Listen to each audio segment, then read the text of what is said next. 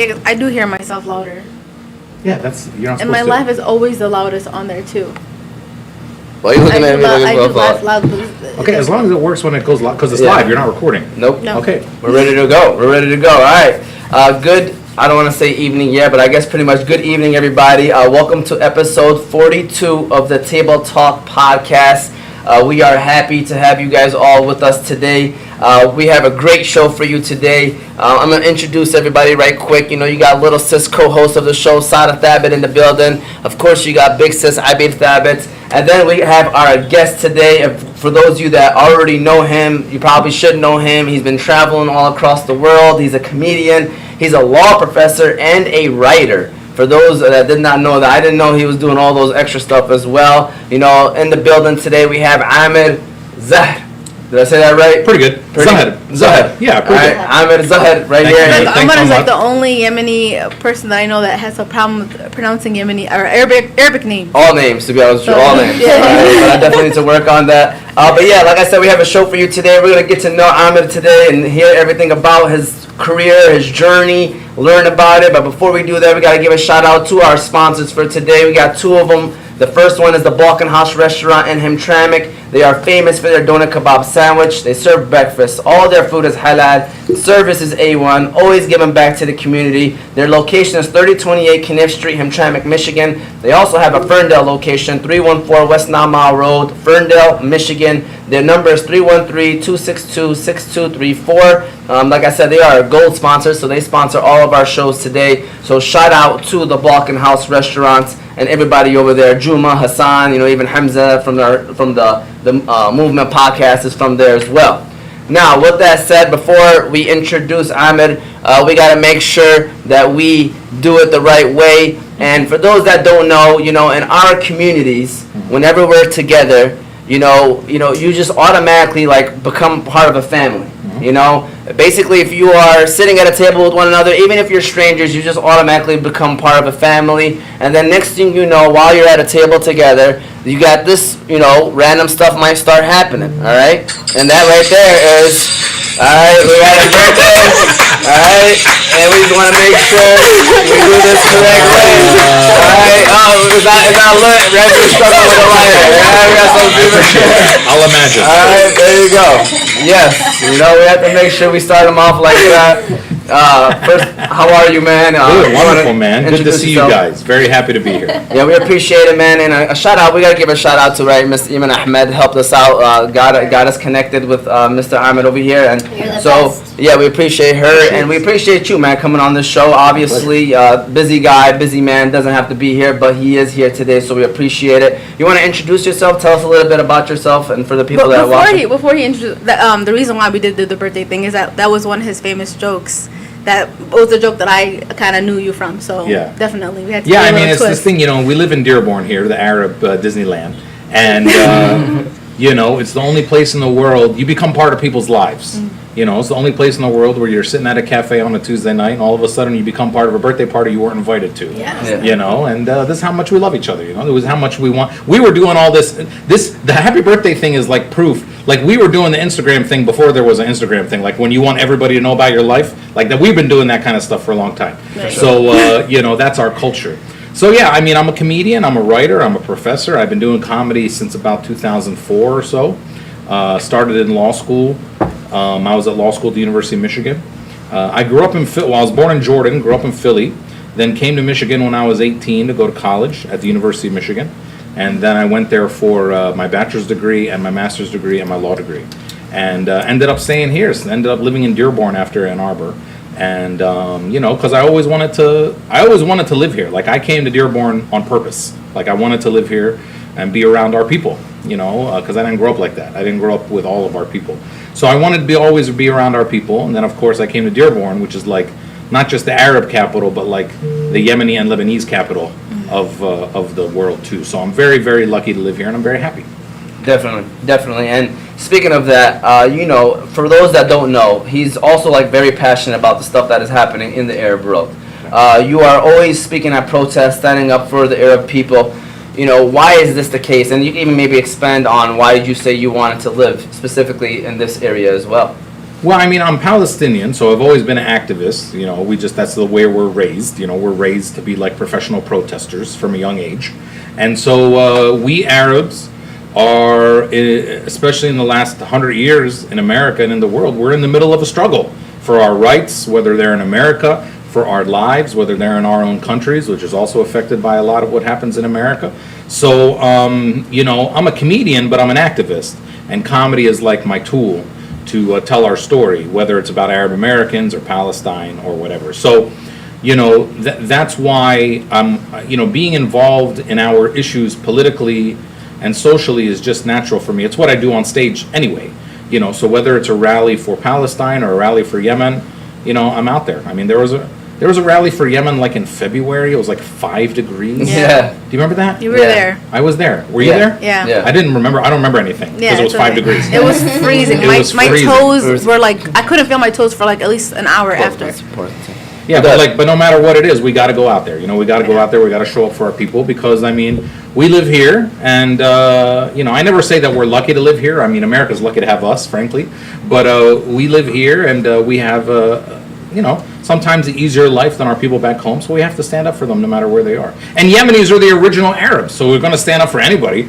We're all Yemeni eventually, somehow. If you go back far enough, you know, like do those ancestry tests. You know, like white people do those ancestry The tests because they DNA. forgot where they're from. Yeah. Yeah. Like if you, thank you, Yemeni tea on the Yemeni podcast. I love Yes. it. You know, white people do these ancestry tests because they forgot where they're from. You know, and they just want to be something. You know. What is it called? Something DNA? What is it called? Ancestry.com, Yeah. 23andMe, whatever this stuff. Are we allowed to curse on this podcast? No, Hey, whatever you want. We'll keep it halal. Whatever So, you it was just AIDS, so, you know. They do these ancestry tests, you know, because they forgot.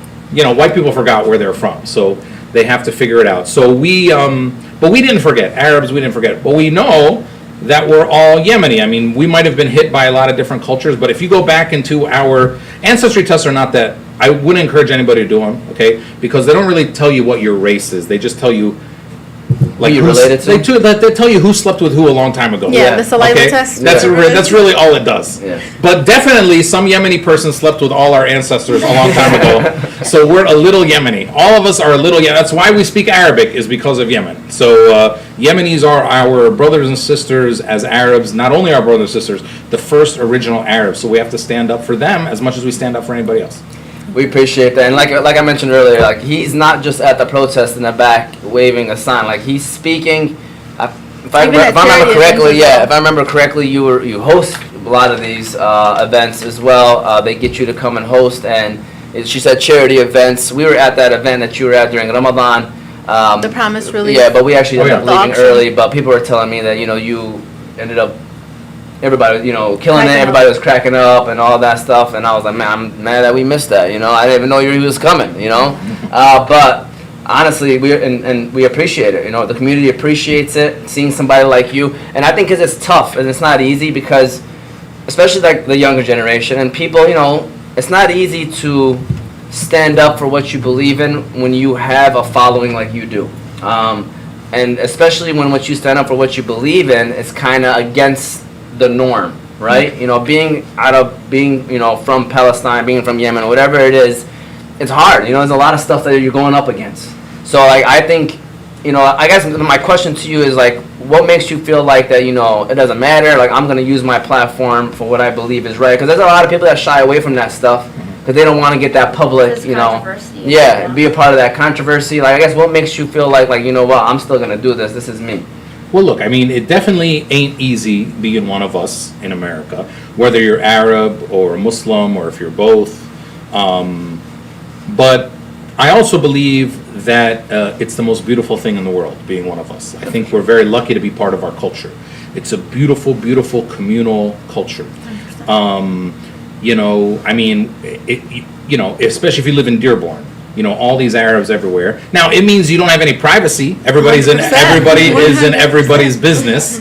But it also means that you'll be taken care of in times of trouble. So, if you don't have, if Abir needs to go down to the grocery store and she don't have money that week for the groceries, you know, Abu Hassan will give her groceries because he knows her 100%. family. Now, everyone in the neighborhood will know that Abir was broke and she couldn't afford her groceries. But she won't be hungry, okay? She won't be hungry. So, 100%. you know, we have that beautiful communal thing. That's why I make fun of, on stage, I say, you know, whenever like a crazy white person does something like a mass shooting, and it's always a white guy, it's never one of us, you know, it's always a white guy. And then, you know, his neighbors are always like, we're so shocked by this.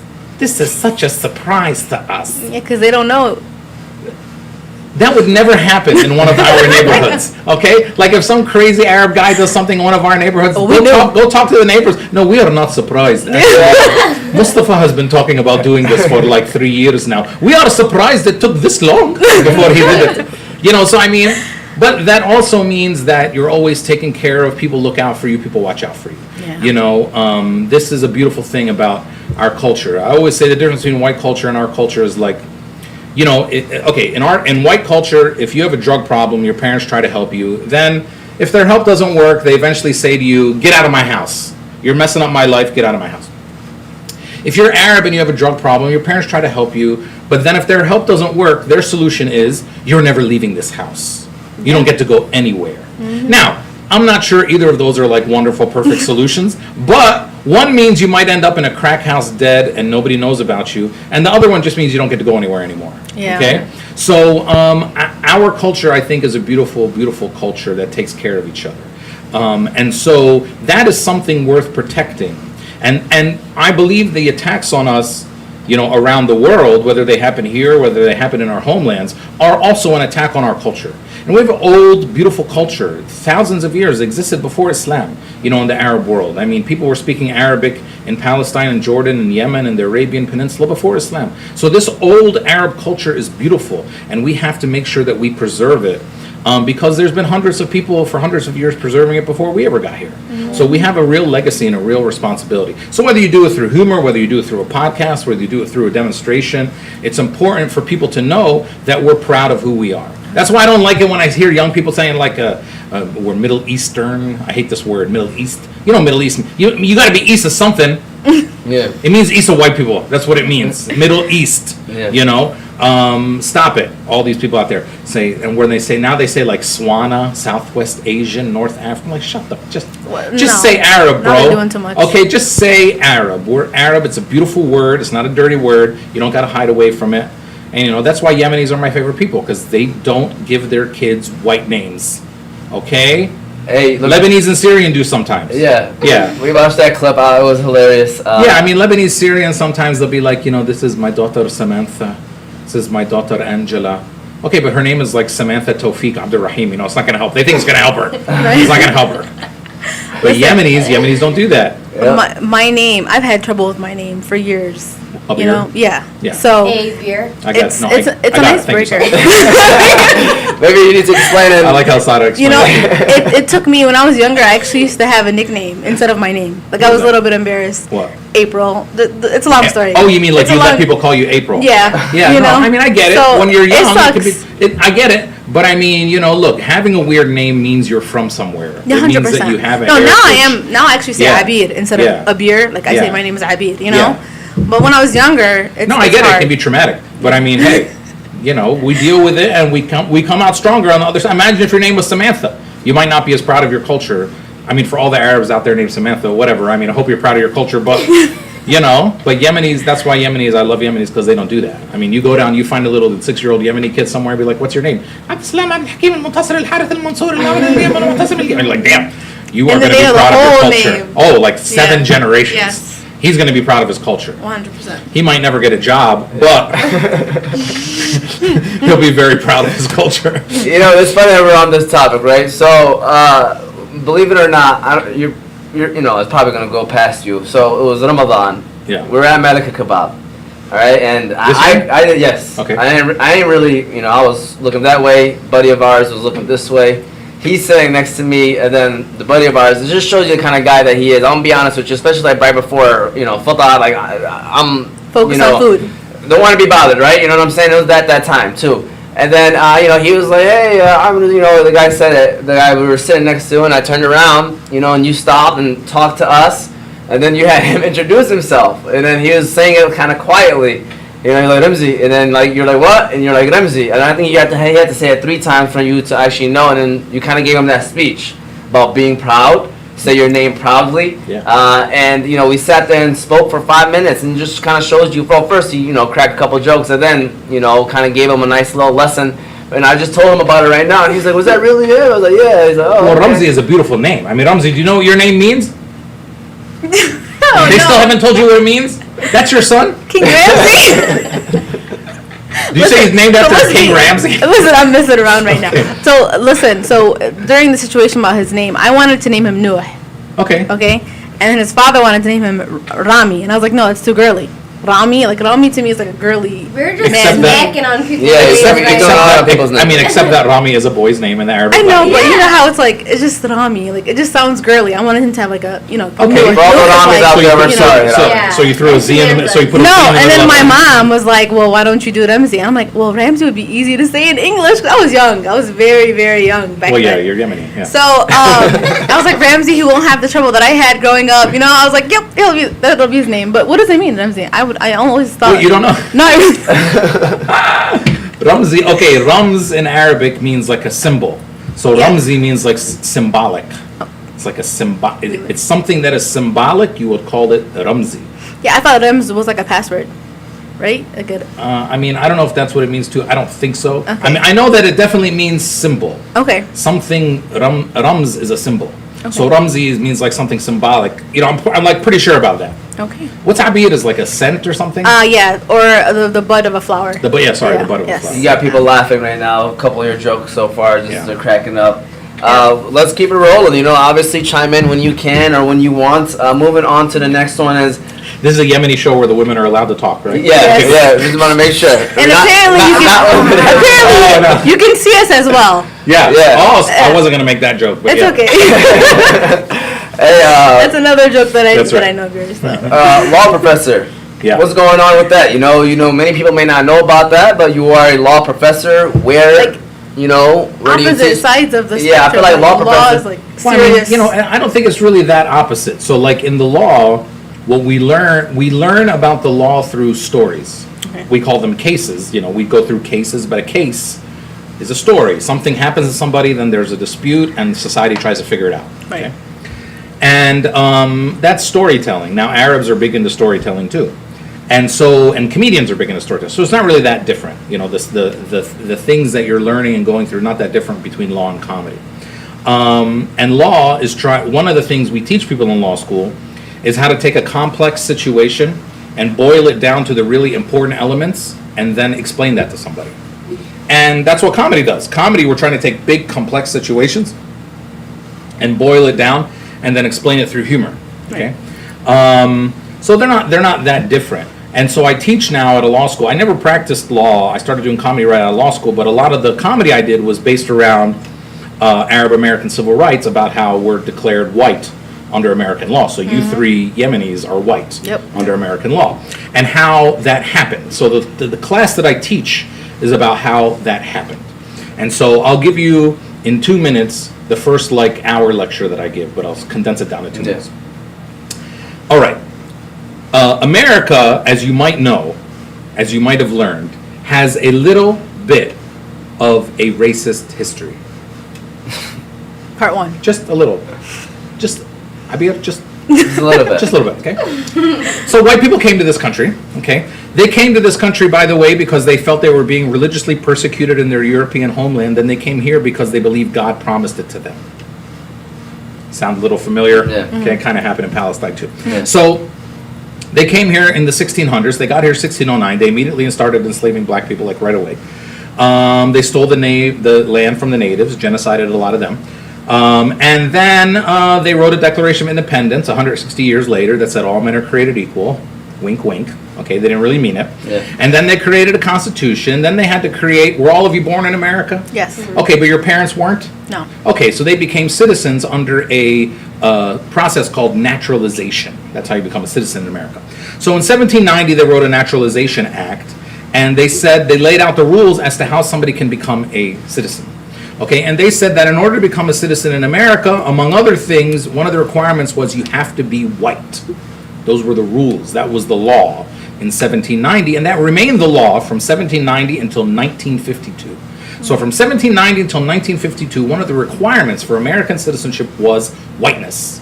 They didn't define what white meant, but they said he had to be white. All right. Now, that wasn't a big deal in the beginning. There were just white people, black people, and natives who they stole their land, so it was easy to tell the difference. But then people started showing up on big boats around 1880, 1890. And when you showed up and you wanted to become naturalized after a few years in America, you had to go to the immigration office and you had to prove that you fulfilled the requirements, one of them which was white. So an Italian guy showed up, said, hey, I'm white. They said, sure, no problem. Irish guy showed up, said, hey, I'm white. They said, no problem. A Japanese guy showed up, said, hey, look at my skin, I'm white. They said, no, we don't mean you. Okay, Chinese guy tried the same thing. Indian guy from India showed up and said, hey, I'm Caucasian technically. They said, no, we don't mean you. Then Arabs started showing up, okay? And back then, over 100 years ago, all the Arabs that were coming were from what we would call now Shem, okay? So Syria, Lebanon, Jordan, Palestine, and they called it all Syria at that time. And about 95% of those early Arab immigrants were Christian. Because remember, there's Arab Christians because Jesus is one of us, okay? He came from where we come from. He's not from Texas. He's not from South Carolina. He didn't look like Brad Pitt. He looked like DJ Khaled minus 100 pounds, basically, is what Jesus looked like, okay? He looked like one of us. So one guy came to from Lebanon. His name was George Shishim. That was his name, in California, all right? Now, America also believes very strongly that it's a Christian country, not just a white country. It believes that it's a Christian country, okay? Even though the white people that are here are not from here, and Christianity is not from here, but it believes it's a white Christian country. So this George guy wanted to become naturalized in California, and he showed up to the immigration office, and they said to him, where are you from? He said, I'm from California. They said, no, where are you from? And he said, oh, I'm from Lebanon. And they looked at Lebanon on the map, and they said, oh, that's where all those brown people are. I can hear your phone vibrating. It's not me. Whose phone is vibrating? Just take it off the table, that's all. I can hear your phone. Yeah. So sorry, I mean, if I can hear it, everybody else can hear it. Yeah, for sure. Okay. They took him into the office, said, where are you from? Said, I'm from Lebanon. They looked at that on the map, and they said, well, that's where all those brown people and Mohammedans, that's what they used to call those back then, Mohammedans are from. So they denied his citizenship. But if you ever met an Arab, they're never happy with like the first answer. They always want to like talk to the manager in the restaurant or something. So George got in front of the judge, okay? And George stands in front of the judge, and the judge says to him, okay, George, make your case. And George, now you have to imagine this. It's 1910. This Lebanese guy, boater, stands up in a court in California, and he says... Literally a boater, because they came on a boat. Literally a boater, yeah. And he says, Judge! Judge! Mr. Judge! He said, I am from where Jesus is from. And if you say that I am not white, then you are saying Jesus is not white. And this white judge looked at George and he said to him, Amen. And he stamped his naturalization papers. And that's the first evidence we have of an Arab becoming white, all because this white judge wanted Jesus to be white. Okay? They've wanted Jesus to be white a long time. So basically, they wanted Jesus to be white so bad that they made us white when they didn't think we were white. Okay? Yeah. And it stayed like that. By the way. 100% true story. And it stayed like this. His name was George Shishim. Shishim. Look him up. Google him. And that remained our classification till today. Okay? All because they wanted Jesus to be white. Because if you remember, if you notice also, it's another thing that pisses me off, especially as a Palestinian, okay? Because I'm from where Jesus is from, okay? I'm actually from the city of Nazareth, Palestine, which is the exact city that Jesus is from. Every Christmas, every Easter, they have all these specials on TV, A&E or Discovery Channel, or they do these news, CNN has, what did Jesus look like? What did Jesus, with their big mystery, what did Jesus look like? All right. Now this pisses me off for a few reasons. First of all, have you ever heard of Confucius? Yes. Okay, Confucius was a Chinese philosopher. He lived 500 years before Jesus. Nobody has a debate about what Confucius looked like. There's people in China, you look at them, and that's what Jesus looked like, or that's what Confucius looked like. Buddha, you've heard of Buddha, right? Buddha lived 500 years before Jesus. Buddha's a fat Indian guy. You go look at India, you see what Indian people look like, that's what Buddha looked like. But they say, what did Jesus Jesus. There are people living in Palestine that have been living there since Jesus was living there. It's not a mystery. You can just go and look at them, all right? That's what Jesus looked like. But they've just done this thing where they need to make Jesus mysterious in order to make him white, okay? Yeah. And then they wanted him to be white so bad that they made you, okay, can everybody take a good look at Omar on the YouTube right now, okay? They made this dude white all because they wanted Jesus to be white, okay? This is the messed up world that we live in America. Yeah. And since we're white, what happens? We obviously don't get the white privilege that comes with being white, okay? And we don't get the benefits that come with being a minority. So when we sue, it becomes harder to sue under discrimination statutes. When we want to get our rights for minority rights or affirmative action, it becomes much more difficult, if not impossible. So there's real life legal implications to this. That's what I teach. I teach the history of how that happened and the problems that arise from it. Because, as you might know, America has a little bit of a racist history. So, a little bit. There you go. So, definitely. People pay $10,000 a semester for what I just taught you. Yeah, we appreciate it. Thank you. 3-4 minutes. You're welcome. You, whenever you're done with that. I want to say something. I'm sorry. I was gonna say, where is you? You don't have to say you're sorry. This is America. Yeah. You do not have to apologize to your male guardians. I mean, this is not Yemen. This is America. You can speak up for yourself. You don't have to say I'm sorry. You are allowed to talk. This is America. Oh, sorry. That was my white guy coming out. You know how growing up we were considered white. You still are. I know. Yeah, we're still, but in some schools. Did you guys grow up in Dearborn? Where'd you grow up? We grew up in Detroit and then okay. Yeah, Detroit. And then, so now in the school system, a lot of the students that are out of are considered, they're under Asian. So they can get their, for bilingual purposes, which I think is really weird too, because I'm like, I've always been white when I was in school. I would check off the white. But they have the kids checking off Asian now. Yeah, but I mean, if the federal government finds out about that, they're going to put that school in trouble, because white is defined under the federal guidelines as people originating from Europe, Middle East, and North Africa, and so all because they know Jesus from there. And so if they find out, Asia, even though technically, obviously, we're in Asia, they don't mean us when they say Asian. So that's why we need to fight for our own box, because no 100%. Other box really fits us, and we need to fight for our own thing. And so other doesn't cut it. Well, even if you put other and you write in Yemen, the United States government reclassifies you as white. And that's what Monat Maori, shout out to Monat, definitely another person that always looks out for us with guests. Her sister said what, came on the show a couple of times, said, Ahmed, I filled in Yemeni under other on the census after I watched the census video you made, we are not white. Yeah. So she wanted to make sure she threw that out there. And then we have somebody else ask a question, but I want you to continue on with that. No, I'm done. Are you done with that? What's the other question now? The other question is, they said, ask you about what kind of oppression did you see when you were in Palestine? When you visited Palestine recently, if I'm correct. Did you see any oppression, any things that were not right? Anything you want to share? Well, yeah. I mean, first of all, as a Palestinian, we don't visit Palestine. We return to Palestine because we're all going home one day. That's our home. They kicked us out. They stole our land. They don't let us come back, so we're going to go back one day. And I returned to Palestine. Before COVID, it was 2 or 3 times a year. After COVID, I only went last year, and I'm going again in August. But I went last year in June during all the stuff that was happening in Jerusalem with Sheikh Jarrah and the families that were getting kicked out of their houses and all that kind of stuff.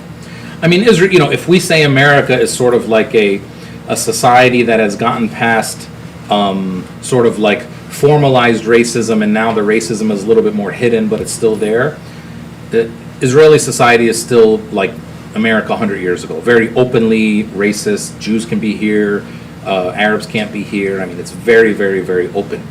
And so that kind of oppression, you see it on a daily basis. When you see the way they treat us in checkpoints or at the border crossings, it's openly racist. This is why I encourage people to go, so that you can see what it's like, and so that when you're there, you can show solidarity with the Palestinian people when you're there. Along with going to Jerusalem and seeing all the beautiful history and a significance that Palestine holds. But you see it in front of your face, and you see but what you also see, which is more important, is the dedication of the Palestinian people that, we're not going anywhere. And we're going to be very clear about staying here, and this is our land. It's funny, I always say the Israelis don't understand us, They've been trying the same thing for like 73 years to get rid of us. It's not working. Our birth rate is like triple the global average, okay? So you can't get rid of us, okay? I mean, you know, a year ago in Gaza, the hospitals were full of martyrs from the war. 9 months after that, they were quadruply full of babies, mothers having babies, because we love each other very much, okay? We will outlove you if necessary, okay? And they don't understand how connected we are to our history and to our land. You know, I was in Palestine. Palestinians also get very educated, you know. So I was in Palestine this is like 5 years ago. And I was hanging out with a guy in Ramallah. And I said to him, you know, tell me about yourself. He says, well, I have a PhD in computer science from England. I was like, wow, man, that's awesome. I'm proud of you. Yeah. I said, what do you do? He says, I have a cafe in downtown Ramallah. I said, man, well, why? He says, well, I can't find a job in my line of work here. I said, yeah, but you have a PhD in computer science. You could live anywhere in the world, probably, and make money and do very well for yourself. And he said to me, Amer, we will never leave our homeland, and we will fight for our freedom. I said, oh, okay, man. First, calm down. Okay. Second of all, okay, fine. And what will you do when you have your freedom? He says, when I have my freedom, I will leave. Okay?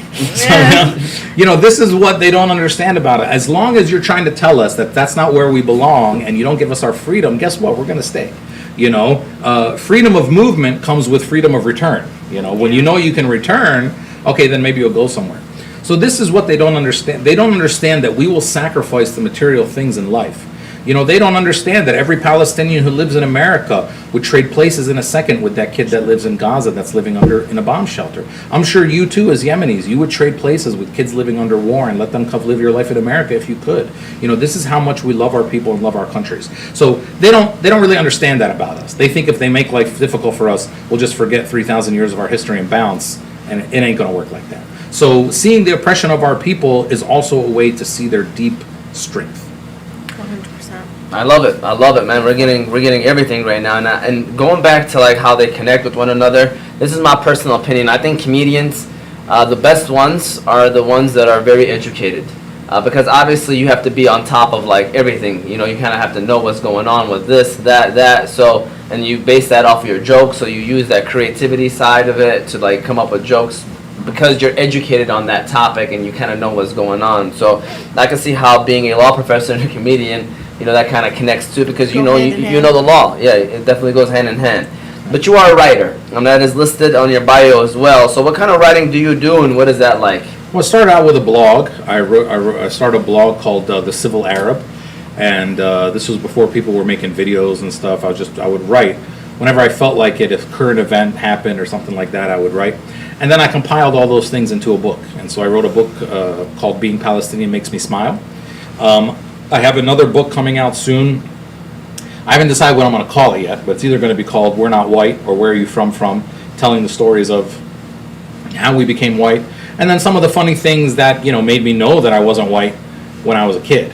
You know, I mean, storytelling, writing is the best form of storytelling. And comedy starts with writing. I mean, everything starts with writing.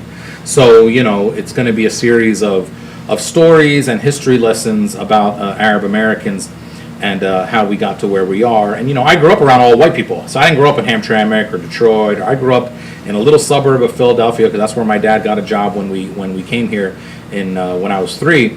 And I was look at me. I was the darkest kid in my school, okay? It was very white. It was very white, okay? And, you know, I always knew that I was different. You know, we're different. I mean, you go to your white friend's house. Like, I don't know if you guys haven't really grown up around white people. Let me explain something to you, okay? I don't know. Did you grow up? Well, we grew up in Hamtramck, where it was Polish like people. Okay, but Albanian, but they're not really white. Yeah, not like suburban white American people. Yeah, okay. no. See, this is something I don't know, Sarah. I don't know if you know this about white people. Did you know that if you go to your white friend's house and his mom asks you if you're hungry, if you say no, that's it. She actually doesn't bring you anything to eat, all right? It's the craziest ish I've ever seen in my life, okay? They actually don't bring you anything. They start eating around you. Oh, you said you weren't hungry? And they start eating, okay? I mean, they're just much more honest than we are, I guess. You know, we have this thing in our culture called mujamale. Yeah. or mujamalat. You know, you never say you're hungry. If you walked into one of your Arab friend's house and you told his mom that you were hungry, and your mom found out that you were telling other moms that you were hungry, Biggest embarrassment. oh, she would kick your ass. Yeah. I mean, you cannot walk around saying you're hungry. Right. Okay? But in our culture, you say you're not hungry with the full knowledge that they're going to bring you food. 100%. Okay? It's like we lie to each other because we love each other. This is just our culture. Like if someone's at your house and it's getting late and it's time to leave, you know, they get up to leave, and what's your dad say? No. Yeah. Stay. It's so early. Sleep over. You know, these are all lies. You know, but everybody understands the game. Okay. You know, it doesn't work with white people. So one day, my dad invited our white neighbor over the house. It was getting late, and the white guy got up and goes, you know, it's getting late. We should go. And my dad said, no, stay. And the white guy was like, oh, okay, fine. Here, we're staying. And they sat back down. And like 10 minutes later, he's like, I really got to go. My dad said, no, stay longer. And he said, okay, fine. You want me to stay? You know. 10 minutes later, my dad freaked, get the hell out of my house. Don't you know in our culture, when it says stay, it means go. Yeah. You know, so, you know, we do things in our culture that let us know we're not white. You know, and you know, whether it's bargaining, whether it's directions, whether Paying for the bill, like going to the restaurant. Paying for the, yeah. You can't. This another. You can't be Arab around white people, and you start to feel like you're like Being rejecting used. your culture. No, like I go out with my white friends sometimes. You know, and the bill comes, and I'm like, I got it. They're like, oh, thanks. That's so nice of you. No. You're supposed to fight. You're supposed to like offer. You know, and then okay, I can compromise my culture enough that we'll split it. Right. Because even splitting in our culture is like, you know, Yeah. well, I'll compromise enough that we'll split it. But you will go poor hanging out with these white 100%. people. You feel used. Because That's every right. time they'll be like, oh, that's so nice of you. I can't believe Abir pays. Is she like win the lottery or something? She pays for dinner all the time. She always They offers. don't know that I gotta figure out how. No, you gotta like not eat. Yeah. Yeah, so Right. I Next couple mean, you days. can't be Arab around white people. You gotta be careful sometimes. You're gonna go broke. Well, we appreciate you answering these questions. My cheekbones hurt. Yeah, you know, I feel like there's still some more coming along, though, definitely. So, a lot of people do know you as a comedian, so we kind of went over the law professor thing, kind of went over the writing thing. Yeah. So, you know, what is it like, man, being a comedian, travel, things like that? Like, what is that like? Well, I'm very lucky. You know, I get to travel around the world. You know, I get to do comedy. We just filmed a comedy special in Fortson High School like 3 months ago that we just finished editing, and hopefully we're going to put it out either on Netflix or Amazon, or maybe I'll just put it out on YouTube. We're almost done with that. It should be out very soon. It's going to be called We're Still Not White.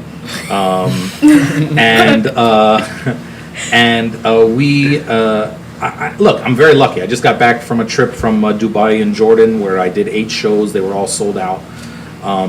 It's just, I'm lucky. And Palestinians come and Arabs come to my shows around the world. And, you know, because of my messaging, which is a lot about Palestine and struggle and Arab identity, I have a very dedicated following, luckily. Yeah. And, you know, I'm very lucky for that. And, like, let me tell you a story about how dedicated my following is, okay? Yeah, let's hear it. A lot of times people ask me, because Sada, I have a blue check mark on Instagram. Right. Okay. Verified. Official. Oh, cool. I got a blue check mark on Facebook. Wow. Okay? I got hundreds of thousands of followers. Okay? So people say to me, Amer, are you famous? And I say, you know what? Yes. Yes, I am. I'm glad you said yeah, because I put famed comedian. That's by the right, way, I'm at the title. famous. But I'm like specifically famous. Okay? Like specific groups of people really, really like me. Okay? 99% of the population might not know who I am. You know, Hollywood doesn't like me very much because I talk about Palestine. But that 1%, they are very dedicated to me. And they think I'm super famous. Okay? Like the Yemeni community, especially in the last couple of years because of that clip that's been going around by the Yemeni, like every Yemeni person I meet. They're like, is that you? You're the one? You know? They're shorter than me, so they're like, is that you? Are you the one that did the thing? Was it you? It's just struggle. I mean, they're original Arabs. You know, that's how we all listen. If you want to know how listen, in Palestine we got colonialism. We got the Crusaders came through there a little bit. So like a lot of people left their DNA, but that didn't happen in Yemen. Like people in Yemen looked like they looked 2,000 years ago, and everybody 2,000 years ago was a little smaller than they are today. All right. So anyway. So people ask me if I'm famous. I say yes, but specifically famous. Okay, just specifically. Like if you're Palestinian, you might know who I am. If you're Arab American, you might know who I am. If you Google Arab Palestinian comedian, I'm all the results, okay? So when you like binge my videos and see me, you're gonna feel like you met somebody famous, okay? Yes. But also a lot of the people that love me, they live under occupation, they live in refugee camps, but they have phones too, Yeah. Speaking of somebody famous, we're gonna have you sign a couple things before you walk out of here. I'll be happy to. So every year in Palestine, since 2015, I do a comedy festival. I take 7 or 8 comedians from America, we go to Palestine, we perform for a week, okay? In Ramallah, Bethlehem, and Jerusalem. For 1 week we perform. In 2016, I took this comedian friend of mine here from Detroit. Her name is Heather. She's black. She's really funny. She's not famous, but she's really, really funny. So we'd stay in a hotel in downtown Ramallah, me and all the comedians. We'd finish our shows every night, and then we had a tradition that every night we'd walk from the hotel to downtown Ramallah, and we would eat shawarma at this shawarma place. Delicious. So we all go down there one night, okay, a few nights into the festival, me and all the comedians, and we're eating shawarma. And then we walk out of the shawarma place, and there's this guy. You know what ka'ak al-Uts is? Jerusalem ka'ak, that circular bread with the sesame seeds on it? Is it with the hole too? Yeah. Big oval, okay? Uh-huh. The circular. The guy sells that on the cart every night, all right, outside the shawarma shop. And he saw me, and he recognized me. Oh, that's when you know you're famous. And he said, Amer! Oh my God! You are here! I love you! You are amazing! And Arabs do this thing that when they see me, they take out their phone and they start showing me my videos on their phone. You know this video! It's a great video! I'm like, yeah, I know. I was there. I was in it. I was there. So he's like selfieing with me. He's FaceTiming his friends. Oh, look at me! I'm with Amer! Yeah! And all this time, I'm looking at all the other comedians I brought from America, like, see? Right. I'm famous. So I'm getting ready to leave this guy, and I'm telling him, okay, yalla, ya'tik al-afiyah, ma'a salama, see you later, I love you, man. And he grabs my arm, okay? And he said to me in Arabic, but I'll say in English, he says, Amer, one more thing. I said, whoa, what is it? And he said, can you introduce me to her? Heather? And he pointed at Heather. And I said, yeah, of course, but For what? why? Oh man. And he said, Amer, I have lived my whole life here in Ramallah. Under occupation. And every night I sell my bread in the street. And I have never left Palestine in my life. And I never imagined that I would see in front of me with my own 2 eyes Janet Jackson. Oh my God. Oh God. That's probably the only African American. So in this moment, I had a very important decision. You're like, what do I do? Okay, but I knew what the right thing was to do. I looked at Heather and I was like, hey, Janet! Come, because he's taking a picture with Janet Jackson, all right? Oh That's my God. fan. Yep. He's been living under occupation. He Yep. loves me. He's taking a picture with Janet Jackson. I'm not going to mess Yes. up his life, No. all right? And thank God he didn't speak English that good because he was just saying generic stuff to her like, oh, we love you very much. You are amazing. Yeah. And in Arabic, he was like, Allah yarham Michael, iz'alna kir The point of the story is this. I'm very famous. There you go. Okay. But the people who think I'm famous, they also think all black women are Janet Jackson, okay? They haven't really traveled a lot in the world, okay?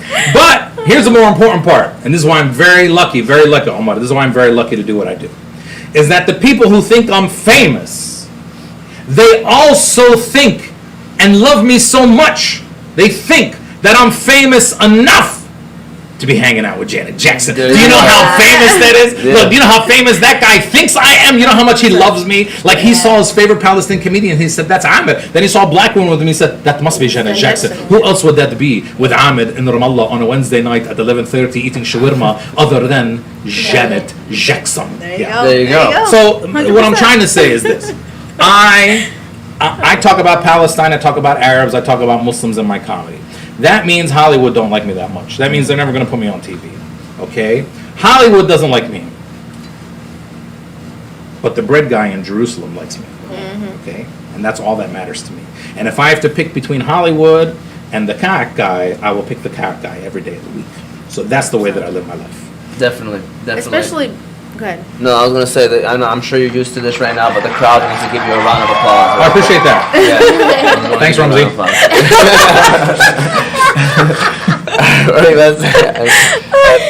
You better be careful because you crack too much jokes. She ain't gonna stop laughing. She's gonna be laughing the whole time. That's the idea. Listen, you know, and just imagine, like, especially for the people that are going through so much, like, in the Arab countries, or, you know, and you're being the only highlight, you know what I'm saying? Not the only highlight, but a big highlight in their life. Hopefully. Bringing humor to their, you know, already crazy life. You know, hopefully. And, you know, and people here too. I mean, sometimes I get complaints. Like, I got, like, most of the, you know, from the Yemeni video, the Yemeni versus Lebanese girls video, which, by the way, made fun of Lebanese girls way more than made fun of Yemeni girls. That's how we took it. I mean, but I got a lot of, you know, most 90% of the messages I got from Yemenis were supportive. Yeah. But, like, the 10% were like, you know, we don't do that all the time. We are not all cashiers. I'm like, sorry, they were like, we are not all cashiers. I think. So I mean, it's okay. It's okay to deal with that kind of stuff, but we gotta laugh at ourselves, man. 100%. You know what's so funny? It is what it is. That was my next question. I was like, why? You know, do you feel like it's important for people to laugh a little? Like, why do you feel like it is important for people to have a sense of humor and stuff like that? Well, first of all, laughter and listen. We have all seen somebody laugh so hard that they start crying. Yep. Right. But you can also sometimes see somebody crying so hard they start laughing. That is true. Laughter and crying are not that different from each other. You know, comedy can come from tragedy, and we have lived tough lives. But why can we, as Yemenis, as Palestinians, as Arabs in America, why can we laugh at ourselves? Because we know that we're telling the truth. We know the truth resides with us. We know that we go to sleep every night, maybe our enemies, whether they're Israelis, whether they're the American right-wingers, whoever they are, they might have more power than us. They might have guns, but I don't think they sleep real good at night. I know we sleep good at night. We might struggle all day, but we sleep good at night. It might be sad to be one of us one day, but we sleep good at night because we know the truth resides with us. When you know that's true, you can laugh about it. You can laugh about life and laugh about the crazy. Comedy is about pointing out the crazy things that happen in life and taking power from that, taking power away from your oppressor, you know? Like, you know, when I'm in Palestine, when you leave the airport in Tel Aviv and coming back to America, if you're a dude especially, you line up with all the other Palestinian dudes and you get extra search, okay? And we were there. It was me. There were two other Palestinian guys with me. It was me, I asked this one Palestinian guy, I said, what do you do? He said, I'm a doctor. I asked this other Palestinian guy, I said, what do you do? He said, I'm a PhD in engineering. I said, that's cool. And we're standing there, and like 5 minutes later, this like 25-year-old white, I don't know what he is, Russian, European, I don't know what he is, Jewish kid comes over. He's working with security, and his job is to put on a glove and stick his hand down our pants to see if we're hiding anything. Okay, that's his job. Now, you might first look at that and be like, you know, that's a humiliating experience for us. And, you know, you could say that's a humiliating experience for us. But I'm a comedian. I travel around the world. I get to do all kinds of cool stuff. This other guy's a doctor. This other guy's a PhD. This poor little kid, that's his job. He sits in the airport every day and sticks his hands down people's pants. Yeah. And you know what he finds? Nothing. Never even finds any. That's his job. Do you understand that? His country has convinced him that this is an important job to do for the security of his country. And he finds nothing. Let me ask you something. You have a son, okay? Ramzi, if Ramzi grew up and that was his job, would you be proud of him? No. No, that's not a good job, Yeah, right? That's not a job you brag about. Right. That's not something that you say, wow, we're so proud of you for doing that. I'm a comedian. This guy's a doctor. That guy's a PhD. I'm proud of them. Nobody can be proud of this guy. But he's doing that because, okay, he has a little bit of power, and he can make us stand in that line for a second. But I mean, if I'm about to go get on my business class flight back to America after performing for 10 sold out crowds in Palestine, who's the winner? Right. Yeah. Not him. That's He might okay. have his hand down my pants, but hey, I won't make any dirty jokes. But anyway, Yeah. you know that. So you have to be able to turn these things. And why can I turn that thing on its head like that? Because I know we're right. I know we have the truth. This is why they try to shut us up. Okay, like they try to shut down my Instagram, my Twitter, my Facebook. They try all this. They make complaints about me all the time. They've tried to hack me all the time. But there's only one reason if you want to shut up the other side. That's because you're lying. If you're not lying, you don't care what the other side says. 100%. This is why we are actually happy when they talk. Like, we want them to talk. Do you remember a year ago, there was that Israeli settler in Jerusalem that was caught on camera saying, if I don't steal it, somebody else will steal it? Yeah. Okay? Like, we want them to, I want that guy to keep talking. Yeah. Like, keep talking, bro. Let everybody know what you really feel. Okay? Right. We want them to talk because we know their truth is messed up. They've been lying. We want them to talk. They want to shut us up because they know we're telling the truth. There's only one reason, okay? Like, imagine if you had, this, you're Yemeni, so you won't be able to relate to this. But imagine you had dated a girl in your life, okay?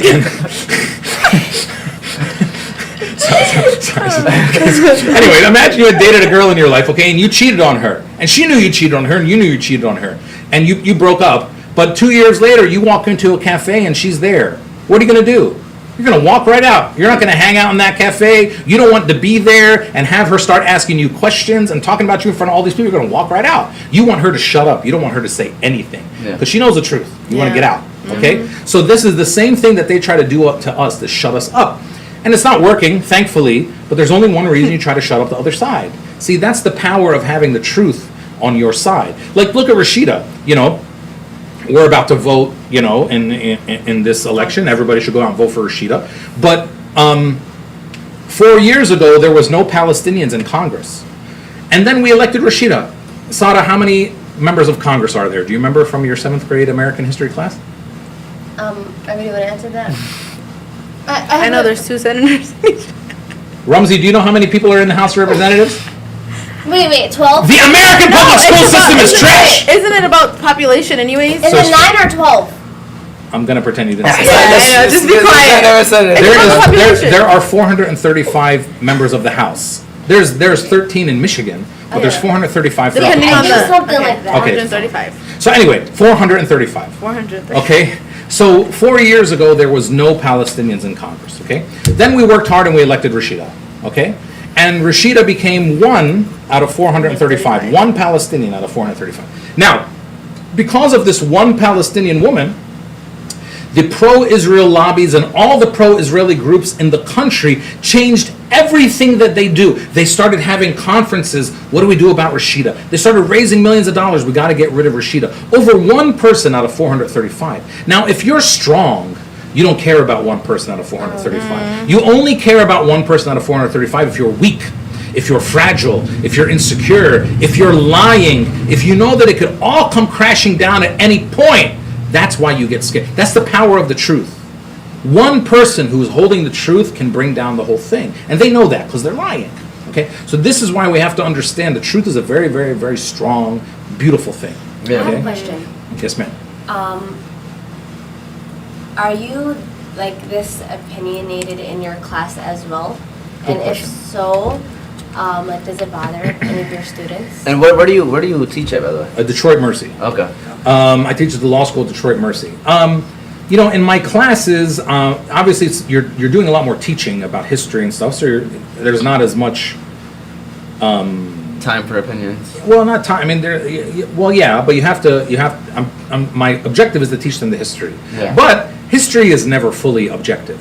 Okay, history has angles, and history has people who write it from different points of view, and so there is a sort of social justice aspect to the class, but not with it can't come without the academic historical aspect. Yeah. You can't just. That's one of the problems with like Instagram and TikTok and Twitter and wokeism today, that people might say something I said, and then not something I said. Sorry, they might just like say a soundbite, and they're like, oh, I'm an expert on this. No, bro. You have to learn the full history of everything you're talking about. Yeah. Before you can come out with all of these things. So I always tell people, and that's what teaching the law is, and that's what being an activist on anything is. You have to learn the whole history of everything, right? So that when you focus in on one thing, but you can answer questions about anything else. Like this cake, if you're a master baker, okay? Let's say Sada, you were a master baker and you tasted this, okay? And something tasted off to you. Now, if you weren't a master baker, you would know that something was off. But if you were a master baker, you would know what was off too much baking soda, not enough sugar, too much flour, because you understand everything else that's in that cake. That's the point. You need to understand everything else that's going on so that when you do focus in on one thing, you know what you're talking about. And someone can't distract you by saying, because if you say this is, if you don't know what you're talking about, and you say, man, this tastes sweet, it must be too much sugar. And I go, well, you know, baking soda can make something sweet too. And then you go, oh, I didn't know that. Okay, well then now we don't care what you say anymore. Right. Okay? So you ought to always know every detail about what you're talking about before you start making arguments about it. That's what we teach people in law school, and that's what I would always want to teach young Arab Americans. We got a lot of stuff to stand up for, but you got to have the history. And by the way, not everyone needs to be an activist the way I'm an activist. There's no wrong way to be an Arab. There's no wrong way to support Palestine, support Yemen. You do it in your own way. You know, maybe it's about sharing Yemeni-owned businesses. Man, I mean, like Yemeni. I live right up here, by the way. I live on Monroe and Outer Drive. I live right here. Okay, so it's like a 2-minute drive here. Oh, nice. But I mean, without telling everybody where you live. Okay, but like this part of town used to be all white. Okay, like, and I've lived here for 11 years in this part of town. It was all white. Not cause it was all white, because I'll tell you what. When I moved to Dearborn, You're close to Dearborn, but not. No, because when I moved to Dearborn, I wanted to live in East Dearborn, but it was hard to find a house because Arabs scoop them up so quick in East Dearborn. So the only place you could find a house was in a white neighborhood. Okay, so I found a house out here. But now we are starting to take over this part of town. Okay, we're starting to take over this part of town, and like this Watan supermarket right here. It's called the Swat Al Watan, right?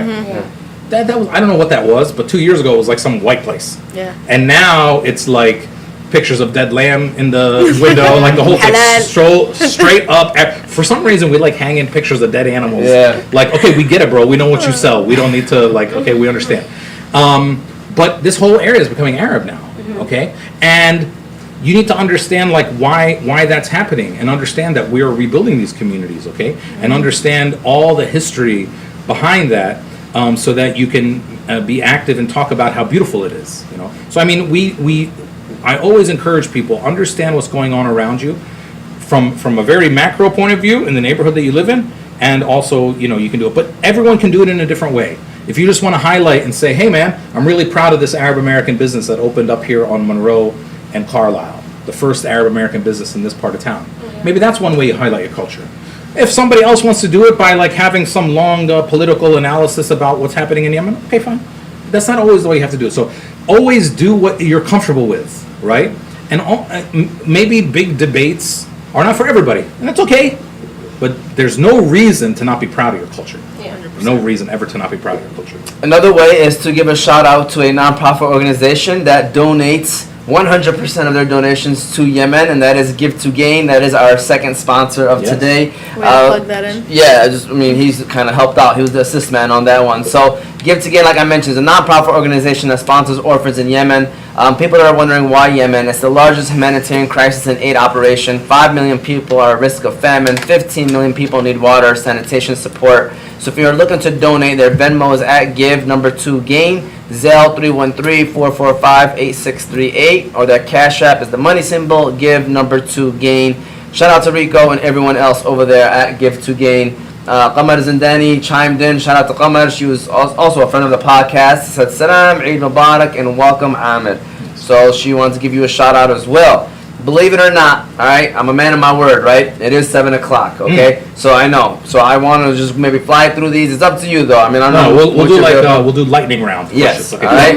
Dubai, you just returned from it. How was that? Dubai is very interesting. It's not a very new city. It's not a very old city. It's a new city. I don't know if you've ever been there before. 40 years ago, it was a desert. Now it's like 50,000 skyscrapers. It's a wonderful Arab achievement.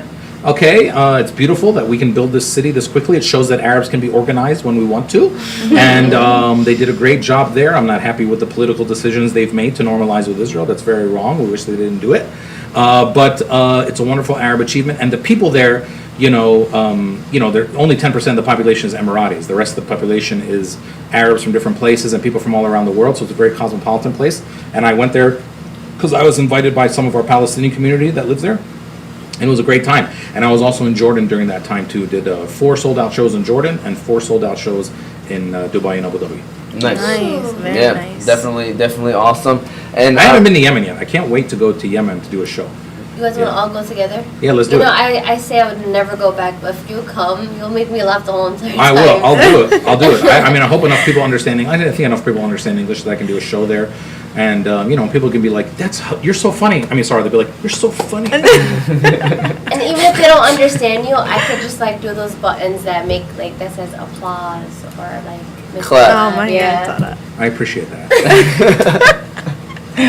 All right, so believe it or not, we're down to our last couple, and I just wanted to say, like, obviously, you seem like a person who has followed his dreams. Yes. I could be wrong, but I feel like that's what it is. So, I guess, what advice would you give to someone that has a hard time chasing or following their dreams? And before you answer that, I'm so sorry. I know you mentioned before, you said that when you graduated, you didn't practice law, right? You went Yeah. straight into, so you went through the school, like, you know, kind of.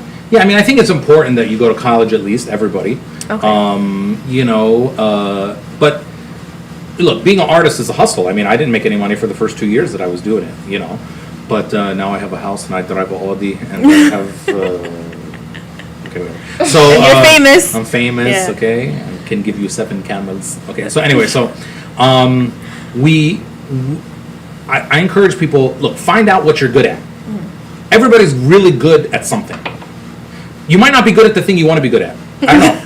But you're good at something. Yeah. And find out what it is and make that your brand and your niche and your life. Maybe it's comedy. Maybe it's building furniture. Maybe it's podcasting. I don't know what it is, but you're good at something. And find out what it is and then market yourself in that way. That might end up being a 9-to-5 job. It might end up being a job where I only work a couple hours a week, but I'm preparing the other 40 hours for those couple hours. So, you know, I encourage people to follow their dreams, but go to college, not because, and it's not some corny thing like go to, first of all, Arabs, we need to have college degrees. So if you can afford it, go to college and get that college degree. Because first of all, you never know what's going to happen in life. That's number one. But also, I want us to always know what we're talking about. And you are a totally different person when you graduate from college at 22 or 23 than you are when you entered when you're 18. Like those 4 years are like supremely important. Yeah. And so everybody needs to go to college, and you know, we have enough doctors, so I would like us to have more lawyers, journalists, that kind of thing. I mean, you know, the doctor thing, I mean, it's all because of the Caribbean, man. They open up those med schools in the Caribbean, all of a sudden every hour is like, my son can be a doctor. Okay, but it's like University of Kokomo. Like, I don't know if that, does that count? Oh, man. That is true. That is true. They should name an island after us in the Caribbean. We've put millions of dollars down there. There you go. All right. So yeah, follow your dreams, but have a foundation. There you go. I like that. And then really my last one, I know you kind of gave us some already throughout the show, but do you have anyone's funniest jokes that you have, or, you know, Yemeni jokes, No, you know, Arab jokes? you know, it's always hard as a comedian when someone is like, tell me a joke. Yeah. You know, because I mean, Which when one's I'm talking, I'm always using comedy when I talk. So I hope I told a few jokes even by accident. You did. Today. You know, but you know, I'm just thankful for the following that I have. You know, we did this show in Fortson.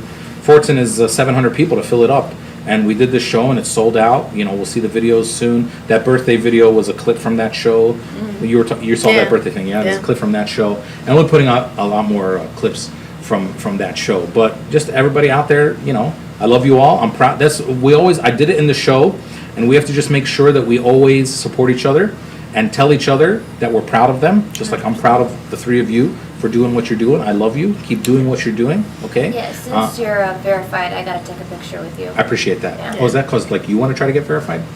Yeah. Yeah, I mean, it's, Yeah. sure. No, she wants to, you know, be known that she knows someone famous. Okay, good. Yeah. Maslaha. Yeah. Okay. So, but we have to support each other because it's hard being one of us, Yeah. but it is also the most beautiful thing in the world. So let's support each other. When you are around fellow Arabs, tell them that you love them and that you're proud of them. Okay, because we all need that in our lives, you know. And stay safe. There's still this COVID stuff going around. I mean, like I had COVID, you know, a year ago. I had COVID. Okay. Yeah. But that's how I know I'm not white. Okay, here, you want a joke? Fine, I'll tell you a joke. The one way I know I'm not white is because I had COVID and I did not lose my taste and smell. Okay? Because we've been eating spices our whole life. It's going to take a lot more than COVID for us to lose our taste and smell. Like, this is why COVID hits white people so hard, because if, like, loss of taste and smell is the first sign of danger, then how do white people even know that they have COVID? They haven't been able to taste and smell stuff. Have you tasted white food? Have you gone down, like, the aisles And they have this like this aisle in the supermarket called like the international aisle, Yeah. but it's really just spice packets because white people don't know how to spice their food. Taco spice packets. There's something called Hamburger Helper. Have you ever seen that before? Yeah. Hamburger Helper is a spice packet. My mom would die if she ever bought Hamburger Helper. Are you kidding me? My mom, hamburger. I help the hamburger. I don't need help for the hamburger. And so, like, you ever open up a white person's spice cabinet? It's like salt, pepper, paprika. No, it's salt, pepper, and everything bagel spice. That's basically all they have. Okay? You ever open up your mom's spice cabinet? 75 bottles of brown powder, unlabeled. They're unlabeled, Exactly and she knows, and she's like, "Get me the kamoon." I'm like, "Which one is the kamoon?" She's like, "Third from the back, fourth in from the left." I'm like, "How do you know?" I can smell it from here. I can smell it. Yep. So we have a beautiful culture, and we got to protect it and talk about it and love it all the time. No, we were just. Good. Again, the crowd. Ramsey wanted to clap again for Ramsey. Go ahead. No, we were just saying before. We're like, how the heck did we get him to come today? Like, we were like, who are we to have him come on our show? So we are definitely proud of you and like feel, very honored to be in your presence. No, and I'm proud of you guys. For you to keep take your time. Keep doing what you're doing, and we'll find ways to work together more. Inshallah. And, shout out to again Iman Ahmed. We thank you as well for helping this connection. We appreciate you for coming on. Again, this was episode 42 of the Table Talk podcast. I hope you guys enjoyed it. For those that watched or will watch it later, we got this guy in the building, and it's no joke. You can watch the show on YouTube under Oz Media, or you can listen to it later. Apple and Spotify podcasts under Oz Media. Any last final things you want to say? Close it out. I mean, I know you kind of gave us a shout out. No, just this show is brought to you by all the Yemenis of Michigan and Hamtramck and Dearborn, especially and especially Those are both of our producers. The show is produced by There you guys go. I hope y'all enjoy it, and you guys be good, be safe, like he said, and we'll see you all next week.